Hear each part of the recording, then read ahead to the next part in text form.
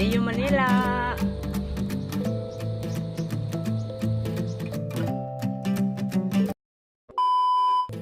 At ito na nga guys, no? So pinatawag kami ng GMA Network dahil may interview, may kaunting interview tayo kay Ma'am Jessica Soho. Wow, salamat, grabe.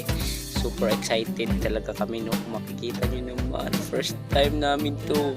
Hindi namin in-expect na mantong kami sa kanto guys. So salamat talaga sa inyong mga suporta. First time talaga namin makasakay ng eroplano. Grabe talaga, sobrang sarap.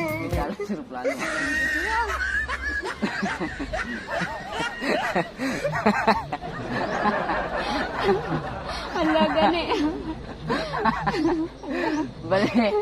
Balik ko na kung to, tatlo katiil ka.